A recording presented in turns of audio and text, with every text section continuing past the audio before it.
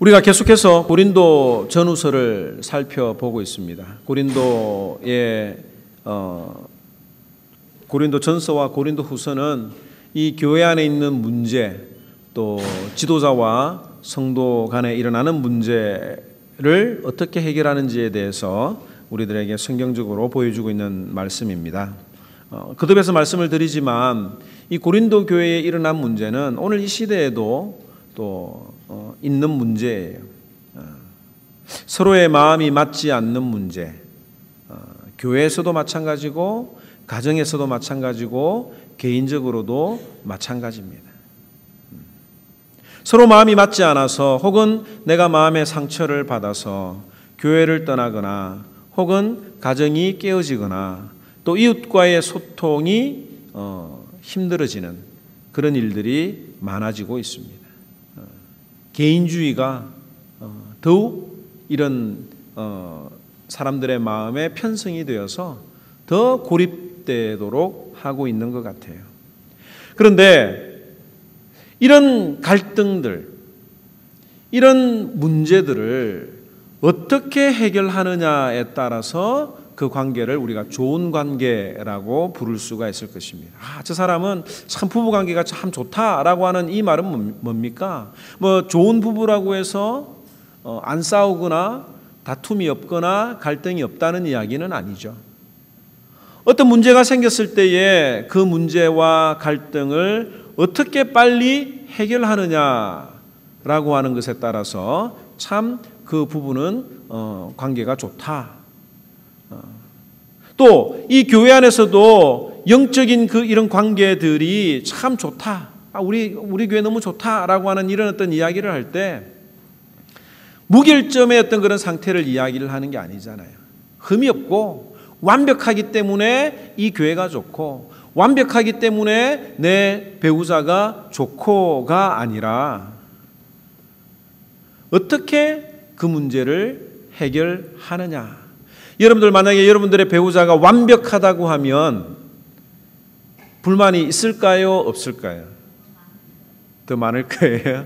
네, 인간미가 떨어지죠. 인간미가 떨어지고 그런 이야기를 제가 직접 들은 적이 있어요. 어느 부인이 이야기하기를 자기 남편은 자기에게 절대로 나쁜 말을 안 한대요. 자기에게 상처 주는 이야기를 하지 않고 자기 스스로가 한대요. 근데 그게 더 힘들다는 이야기를 들은 적이 있습니다. 저 사람은 오히려 완벽해 보이는 것 같은데 나와 똑같은 실수를 하게 되면 저 사람도 참 나와 똑같은 인간이구나 라고 하면서 인간미를 느끼게 되지 않습니까? 그러면 이 갈등을 우리가 어떻게 해결해야 되느냐? 항상 이 갈등은 그 문제가 일어난 그곳에서 꼭 해결을 하도록 해야 할 것입니다. 그래야 관계가 풀어지고 그래야 관계가 더욱 좋아지고 깊어지게 되는 거죠. 이 고린도후서는 사도 바울과 고린도 교회 성도들 간의 갈등이 어떻게 해결되어야 하는지에 대해서 사도 바울이 변증하고 또 하나님의 뜻이 무엇인지 지금 계속해서 알려주고 있는 겁니다.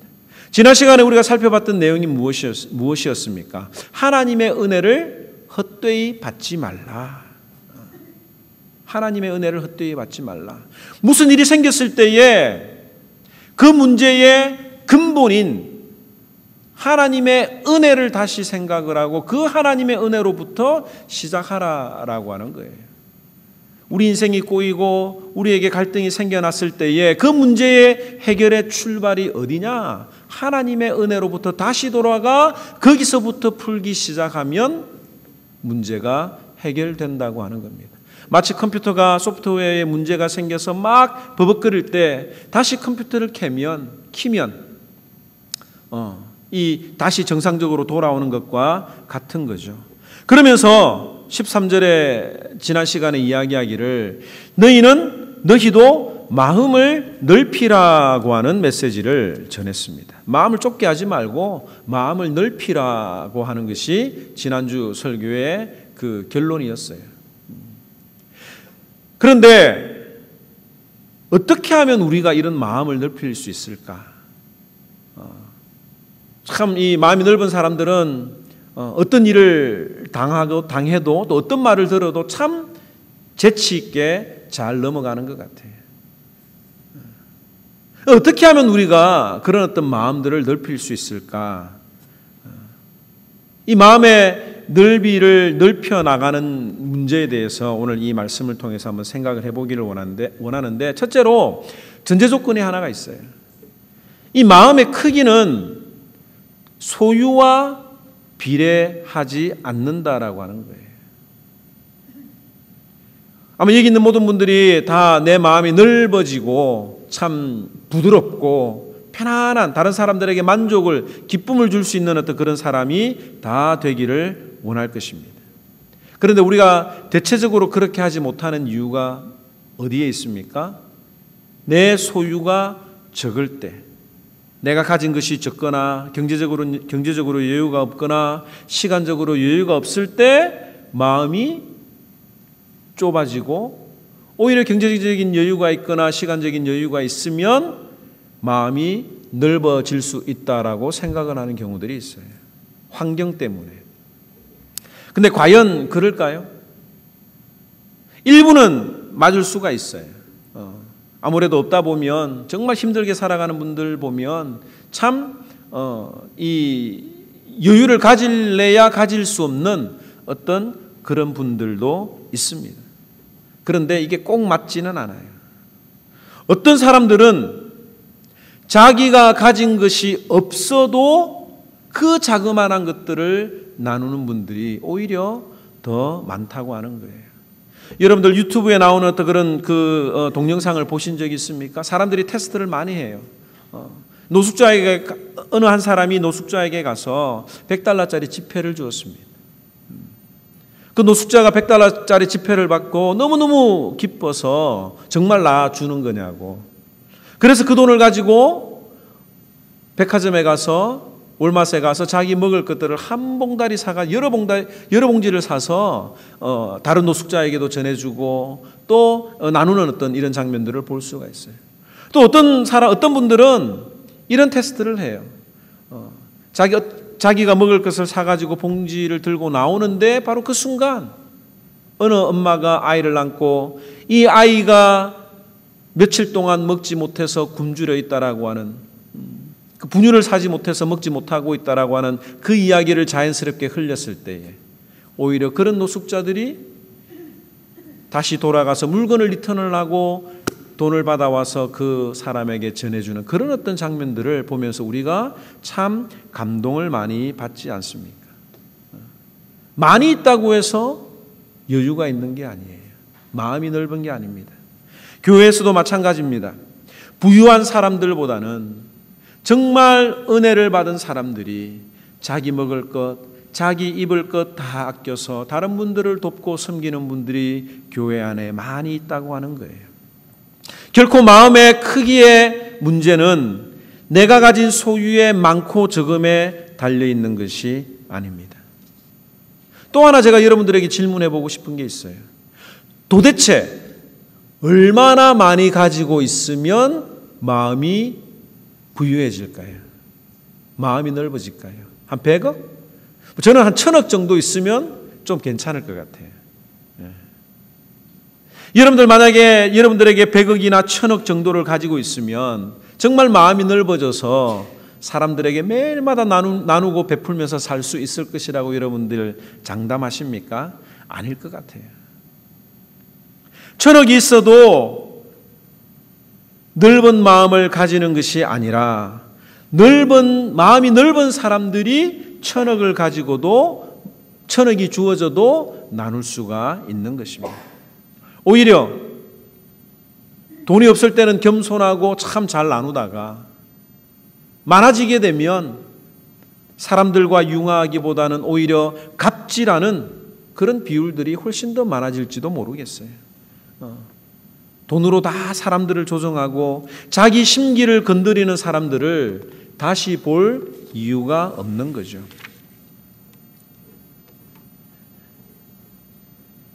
그렇다면 이 성경에서 말하고 있는 어떻게 해야 우리의 마음을 넓힐 수가 있는가? 오늘 14절 말씀이 그 해답을 준다고 저는 생각을 합니다. 14절에 보면 너희는 믿지 않는 자와 멍에를 함께 매지 말라. 의와 불법이 어찌 함께하며 빛과 어둠이 어찌 사귀며 라고 이야기를 하고 있어요.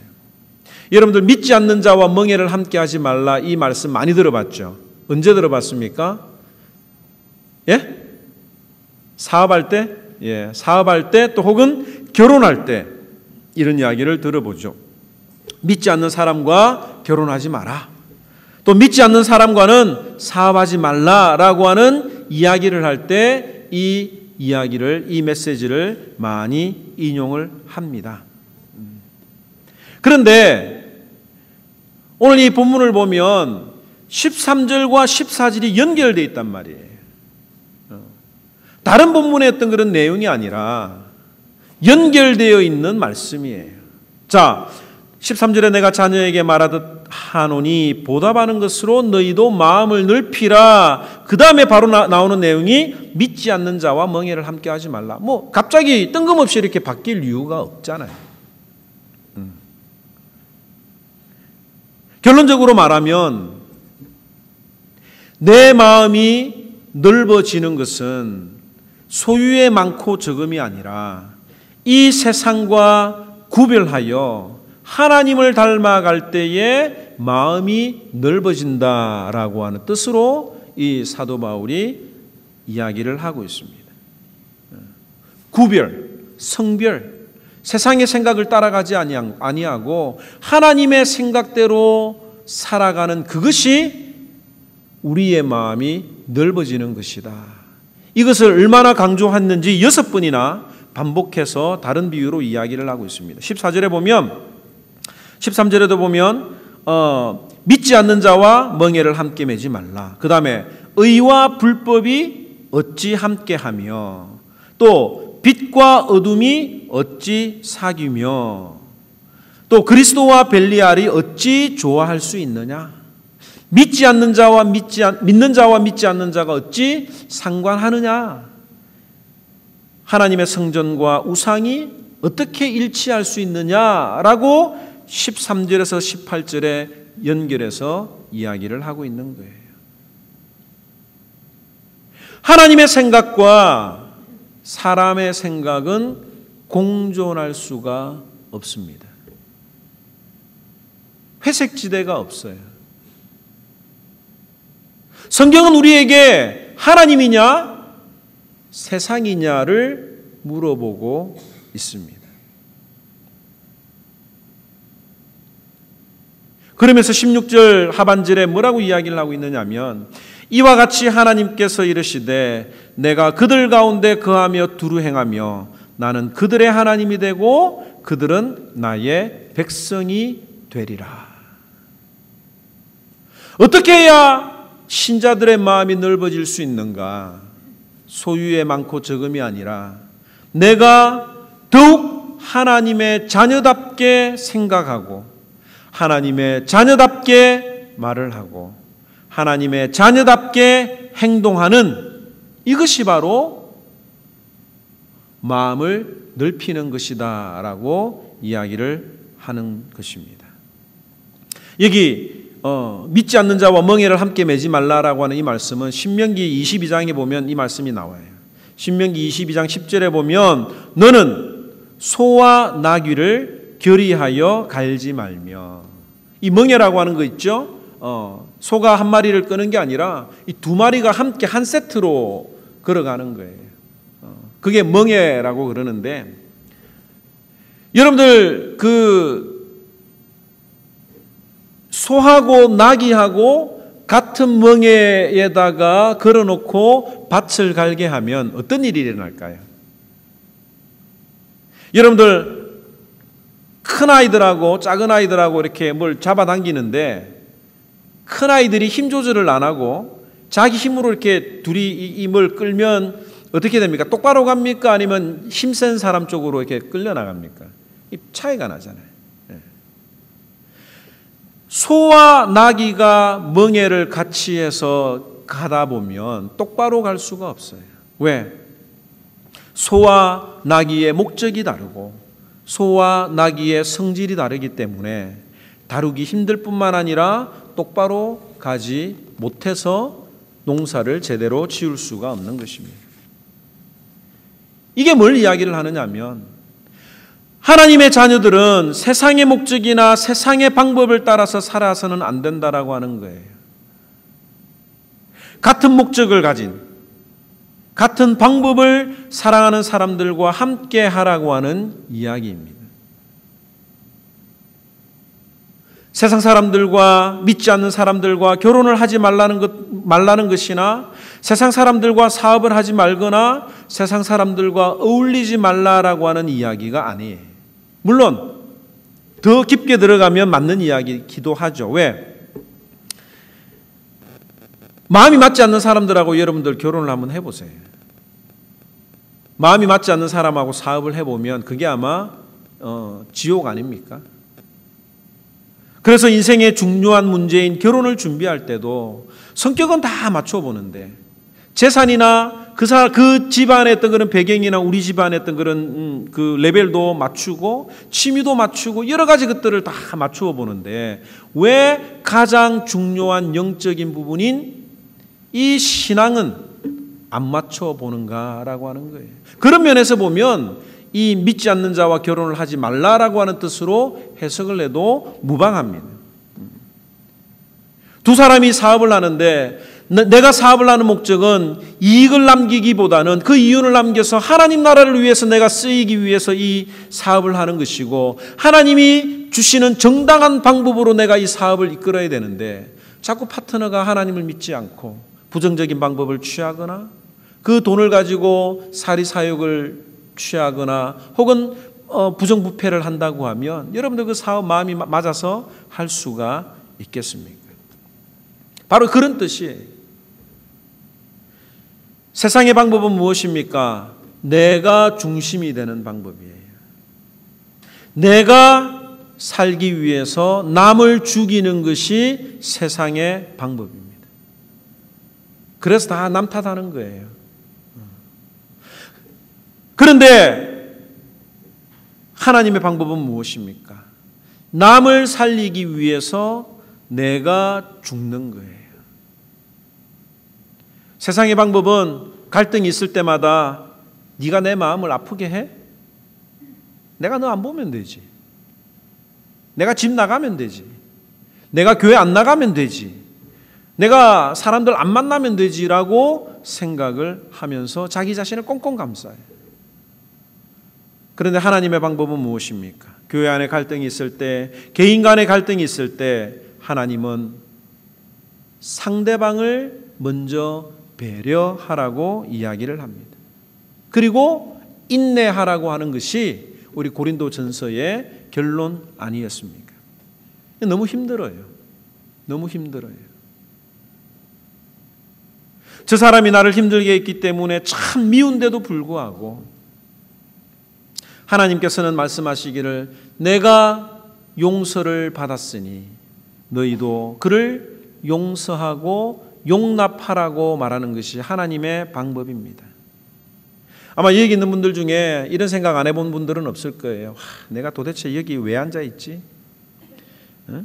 그냥 조용히 다니면 아무도 모르게 조용히 다니면 아무런 문제가 없는데 왜 괜히 직분을 받아서 일한다고 하고 또 앞에 나가가지고 막 일을 해서 이런 사단이 났을까?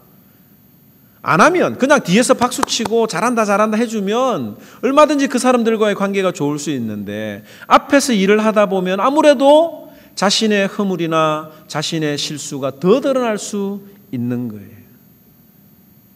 그리고 나 때문에 상처를 받고 나 때문에 분위기가 안 좋아지면 내가 왜 이렇게까지 해야 되나라고 아마 여러분들이 생각해 본 적이 있을 것입니다. 그런데 그런 갈등 속에서 그런 고민 속에서 내 마음이 넓어지는 거예요. 그럼에도 불구하고 하나님의 방법대로 하나님의 뜻대로 살아가는, 하나님의 자녀답게 살아가는 그것이 신자들의 마음이 점점 더 넓어지는 것입니다. 7장 1절에 보면 그런즉 사랑하는 자들아 이 약속을 가진 우리는 하나님을 두려워하는 가운데서 거룩함을 온전히 이루어 육과 영의 온갖 더러운 것에서 자신을 깨끗하게 하자. 하나님을 두려워하는 가운데에서 거룩함을 온전히 이루고 영과 육의 온갖 더러운 것, 세상의 가치관이나 세상의 방법을 버릴 때에 자신이 깨끗해지는 것입니다. 오늘 이 말씀을 들으면서 여러분들에게 도전을 주고 싶은 질문이 있어요. 여러분들은 이런 걱정을 해보셨습니까? 하나님의 말씀과 세상의 방법이 충돌해서 세상의 방법은 쉬운데 하나님의 방법은 어렵지만 그 하나님의 어려운 방법대로 살아가려고 그 세상의 방법과 충돌하고 싸우는 이런 어떤 고민들을 얼마나 자주 하느냐고 물어보고 싶습니다. 말씀을 읽을 때마다 여러분들의 마음이 찔리는가요? 하나님의 말씀을 지켜야 되는데, 하나님의 말씀대로 살아야 되는데, 하나님이 말씀하시는 거룩한 삶을 살아야 되는데 내가 이 세상의 사람들과 함께하지 않고 하나님의 뜻대로 살아가야 되는데 라고 하는 이런 어떤 마음의 근심으로 고민해 본 적이 있습니까?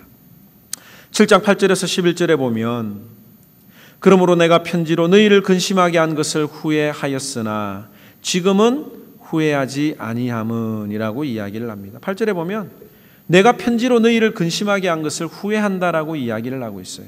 사도 바울이 어떤 편지의 내용을 썼습니까? 그 앞에 썼던 고린도전서의 내용이 되겠죠. 그 고린도전서에 썼던 내용이 무엇입니까? 세상의 생각을 교회 안으로 가지고 들어오지 말라.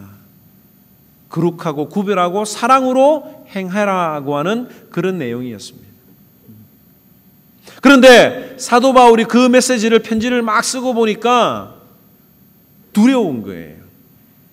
내가 너무 심하게 했나? 그 마음속에 후회가 찾아오게 된 것입니다. 저도 설교할 때마다 두려울 때가 많이 있어요. 과연 얼마나 많은 분들이 이 말씀을 하나님의 말씀으로 받아들일까? 아직 믿음이 연약한 분들이 이 말씀을 듣고 혹 시험에 빠지지 않을까 고민되기도 합니다. 또 하나님의 말씀으로 받지 않고 나를 공격하는 설교로 받아들일까 봐 참 두렵고 그래서 원고를 몇 번이나 수정하는 일들이 많이 있습니다. 어느 교회 장로님은 제가 최근에 들은 소식인데 자신이 설교를 하고 싶어서 교회를 따로 세웠다는 이야기를 들은 적이 있습니다.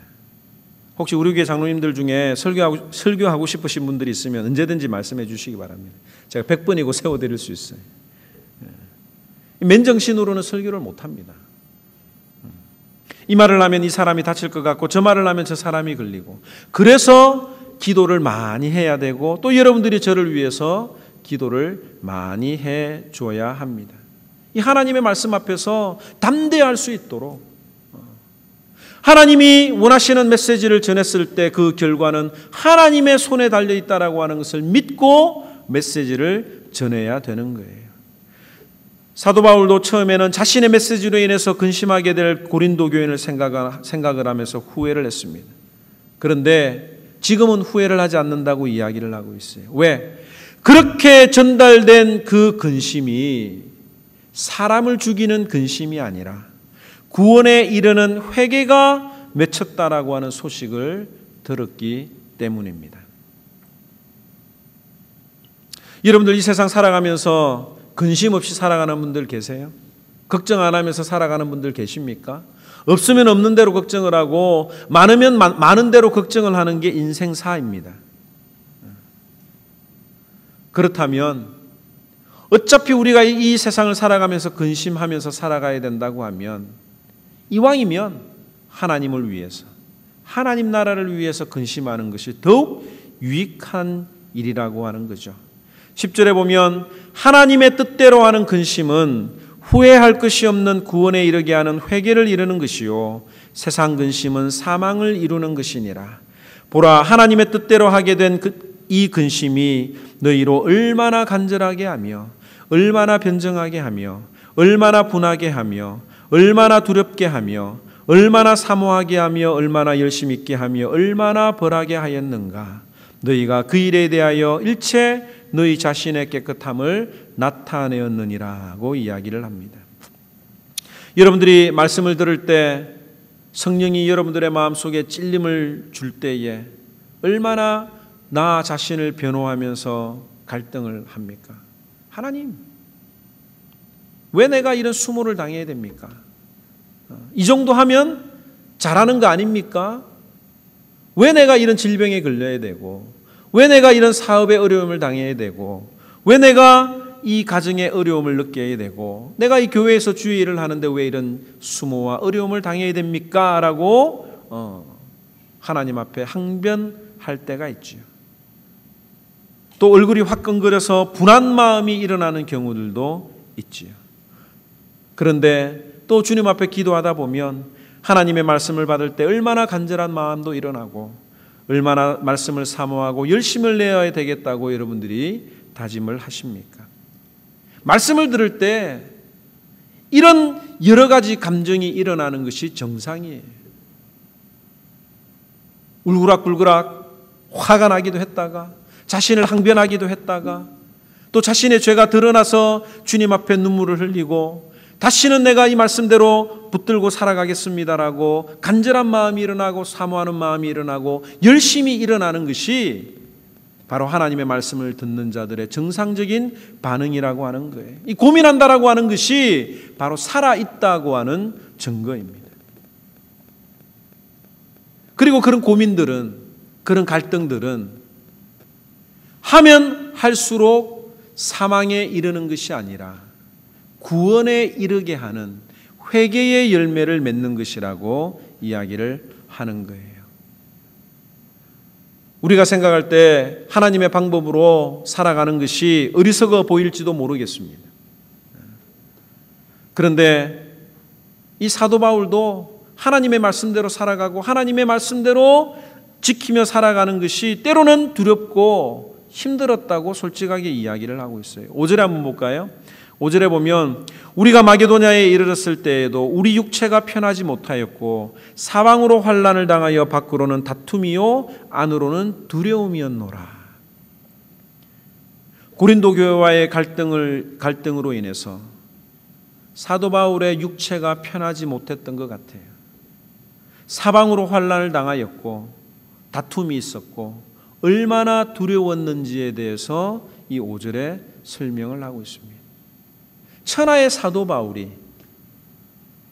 하나님의 위대한 종으로 쓰임을 받고 있는 사도 바울이 이 고린도 교회에서 일어나는 이 문제로 인해서 두렵고 아프고 늘 이 괴로움 가운데 살아가 있었다라고 하는 부분들을 이야기를 하고 있죠. 잠언 17장 22절에 보면 마음의 즐거움은 좋은 약이 되어도 마음의 근심은 뼈를 마르게 하느니라고 하는 말씀이 있습니다. 또 고린도 교회 교인들로 인해서 이 사도 바울은 뼈가 마를 정도의 근심을 했던 것 같아요. 어느 정도에 있느냐? 이게 6절 한번 볼까요? 6절에 보면 낙심한 자라고 이야기를 하고 있습니다. 낙심한 자. 그러나 낙심한 자들을 위로하시는 하나님이, 다른 성경에는 비참한 자라고 이야기를 하고 있습니다. 비참한, 비천한 자라고 번역을 하고 있습니다. 여러분들이 하나님의 말씀대로 살아가기 위해서 낙심해 본 적이 있습니까? 주의 일을 한다고 했는데 결과가 좋지 않거나 나 때문에 누가 실족했다는 이야기를 듣고 낙심하면서 눈물을 흘려 본 적이 있습니까? 우리 주님은 그런 분들에게 위로를 주시는 분이에요. 6절에 그러나 낙심한 자들을 위로하시는 하나님이 디도가 옴으로 우리를 위로하셨으니 그가 온 것뿐 아니요 오직 그가 너희에게서 받은 그 위로로 위로하고 너희의 사모함과 애통함과 나를 위하여 열심 있는 것을 우리에게 보고함으로 나를 더욱 기쁘게 하였느니라. 하나님께서는 하나님의 방법대로 하나님의 자녀답게 살아가며 인내하며 고린도 교회 교인들을 위해서 기도했던 그 사도 바울에게 디도를 통해서 좋은 소식을 전해줌으로 그 마음을 위로하셨다고 이야기를 하고 있습니다. 어떤 위로였습니까? 고린도 교인들이 변했다라고 하는 이야기예요. 참 저는 이 목회자로서 이 말씀에 100% 공감을 하는 겁니다. 여러분들이 참 저희들을 위해서 기도해주고 사랑을 베풀고 또 밥 한 끼 사주고 선물을 해주는 것이 참 좋습니다만 정말 목사가 가장 기쁠 때 뭐냐면 여러분들이 힘들고 어려울 때에 말씀으로 믿음으로 이겨냈습니다라고 하는 그것만큼 저에게 큰 위로가 되는 것이 없습니다. 어떤 경우는 과거에 후배들을 만나는 경우들도 있거든요. 제자들을 만날 때도 보면 과거에 목사님이 이런 말씀을 전해주셨는데 그 말씀 때문에 내가 큰 은혜를 받았고 내 인생이 전환점이 되는 그런 설교를 제가 들었던 적이 있습니다 라고 하면 정말 위로가 되는 거예요. 무슨 말을 내가 했는지도 모르지만 하나님께서는 그 순간 그 전했던 말씀을 통해서 그에게 큰 도전을 주는 것입니다. 그래서 하나님의 능력이 정말 하나님의 말씀이 능력이 있구나라고 하는 것을 체험을 하는 거죠. 시간이 걸려도 이제 하모니 교회를 시작한 지 6년이 지나면서 참 여러분들의 신앙이 많이 자라고 있구나라고 하는 것을 느낍니다. 아내가 이 8월 한 달 동안 교회를 비울 때 교회 행사들도 많고 너무너무 복잡한 어떤 게 많았어요. 오죽했으면 그 참 무심하게도 그 치통에 대해서 좀 참아보라고 말할 정도로 뭐 보낼 수 있는 그런 상황이 아니었었으니까요. 그런데 갑작스럽게 비행기를 끊어서 한국에 보냈는데 그 아내의 빈자리를 이 여전도의 회원들이 다 채우고 더욱더 사랑으로 섬기고 하는 이런 모습들을 보면서 참 많이 성장했고 하나님께서 귀하게 쓰시는 우리 하모니언들이구나라고 하는 그런 어떤 마음들을 가지게 되었습니다. 오늘 이 말씀을 들으면서 우리가 꼭 기억해야 되는 게 있어요. 목사는 여러분들이 다 잘 되기를 바라고 기도합니다. 힘든 일이 있으면 여러분들이 힘들면 목사도 같이 힘들어요. 상담을 잘하려고 하면 감정이입이 되면 안 돼요. 감정이입을 잘하는 사람들은 진정한 상담가로서의 자질이 없다고 아마 이야기를 할 거예요. 객관적인 상황에서 풀어주고 이렇게 해야 되는데 물론 공감은 해야 되겠지만 여러분들이 아프면 저도 같이 아픈 것 같고 여러분들의 사업이 잘 안 된다고 이야기를 하면 왠지 제가 기도를 많이 안 해서 여러분들에게 어려움이 생기는 것 같고 라고 하는 또 그런 마음이 들어요. 그게 아마 부모들의 마음이 아닌가 생각이 됩니다. 오늘 이 3절에 있는 말씀이 제 마음을 두드렸는데요. 3절에 보면 내가 이 말을 하는 것은 너희를 정죄하려고 하는 것이 아니라 내가 이전에 말하였거니와 너희가 우리 마음에 있어 함께 죽고 함께 살고자 함이니라. 함께 죽고 함께 살고자 함이니라. 우리 사랑하는 성도들의 마음 속에 하나님 여러분들의 마음이 더욱더 넓어지기를 원합니다. 하나님이 주시는 그 말씀대로 따라가면서 거룩한 삶을 살아가는 것이 우리의 마음이 넓어지는 거예요. 그러면서 우리에게 믿음이 있어야 됩니다. 우리 하모니언들은 실수는 할지언정 함께 죽고 함께 사는 가족이라고 하는 거예요. 자녀들이 부모에게 한마디 툭 뭐 이상한 소리를 해도 그것 때문에 상처를 받지 않잖아요. 상처를 받을 수는 있지만 빨리 회복이 될 수 있지 않습니까? 여러분들이 자녀들을 믿기 때문에, 사랑하기 때문에 뭘 해도 이쁜 거예요. 그만큼 자녀를 향한 부모님들의 마음은 태평양처럼 넓은 것입니다. 우리 모두가 이런 어떤 마음을 가지고 함께 죽고 함께 살고자 하는 그 사도 바울의 마음처럼 우리가 그리스도 안에서 나와 저 사람은 적이 아니라 동지요, 함께 살고 함께 죽어야 되는 동지라고 하는 것을 우리가 기억할 때에 우리의 마음이 더욱더 넓어질 것입니다. 오늘 이 메시지를 다시 한 번 더 한마디로 요약을 해서 말씀을 드립니다. 마음이 넓어져야 되는데 어떻게 넓어져야 되느냐? 여러분들 땅 따먹기 아시죠?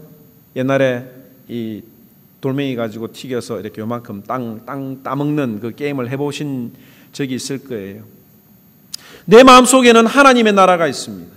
예수 그리스도를 믿는 자들에게는 하나님의 나라가 내 마음속에 심어져 있어요.